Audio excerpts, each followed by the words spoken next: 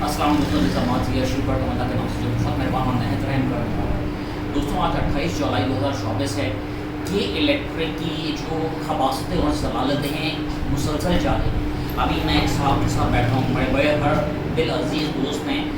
वो बहुत से लोग होते हैं जो कैमरा शायर होते हैं, वो कैमरे पे आना नहीं चाह रहे, मगर वो बता रहे हैं कि उनके साथ क्या बीती इस महीने। अस्सलाम वालेकुम भाई, कैसे खैरियत से हैं? अस्सलाम वालेकुम। जैसे कि आप देख रहे हैं, मैं एक स्टेट एजेंट हूँ।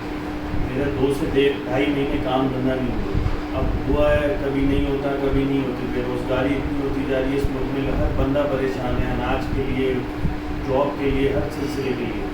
अभी इस महीने इन्होंने मुझे 40,000 का बिल भेज दिया, पिछले महीने मुझे 30,000 का बिल भेज दिया। मेरी वाइफ है, मेरी बेटी है, माशाल्लाह मैं उनको पढ़ाऊँ, लिखाऊँ, अखराजात पूरे करूँ, क्या करूँ, अपनी अम्मी का ख्याल करूँ, अखराजात। ऑफिस है मेरा, ऑफिस का अलग बिल है, गैस का अलग बिल है, टेलीफोन का अलग बिल है, क्या करूँ। और फिर इसलिए कि 20,000 का बिल आता था, अब 40,000 रुपये का इस महीने बिल आया। और आज मुफ्ता इसमाइल साहब का धरना था, सही है, वो कोशिश कर रहे हैं अपने धरने के लिए, अल्लाह ताला उनको कामयाब करे। हाफिज़ नईमुल इमाम साहब भी गए हैं इस्लामाबाद, इंशाअल्लाह ताला उनको कामयाब करे अल्लाह ताला।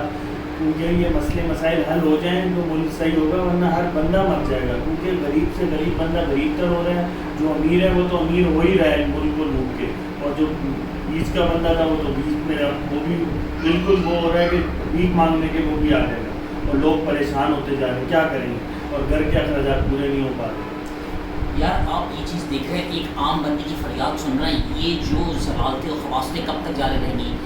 अब भी एक खबर सुनने मिली कि मैं कि इलेक्ट्रिक के अलावा लेसो की बात कर रहा हूँ, 126 यूनिट का बिल 1.5 लाख रुपये देती है, और जब वो बंदा शिकायत करने पहुंचे तो उसको धक्के मार के निकाल दिया गया। IDPs को हर महीने जो बंद पड़ी उनको 10 अरब रुपये की अदायगी की जा रही है। भाई क्या मुफ्त का पैसा है ये। IDPs हैं किसकी?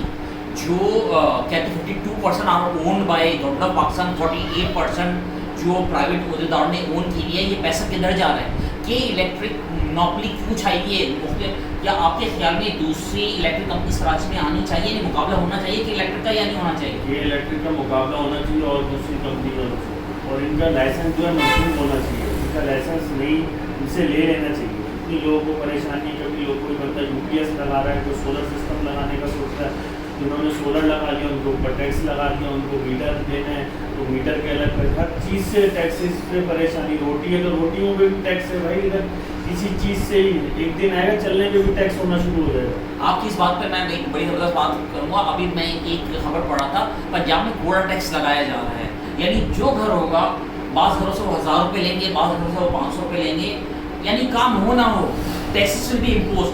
तो भाई ये पैसा किसकी जेब में जा रहा है? आप आवाम को रिलीफ दे रहे हो, आवाम बेरोजगारी का शिकार हो रही है। भाई आप मुझे बताएं, 2-3 महीने गुजरे हैं, स्टेट का काम कैसे चल रहा है अभी?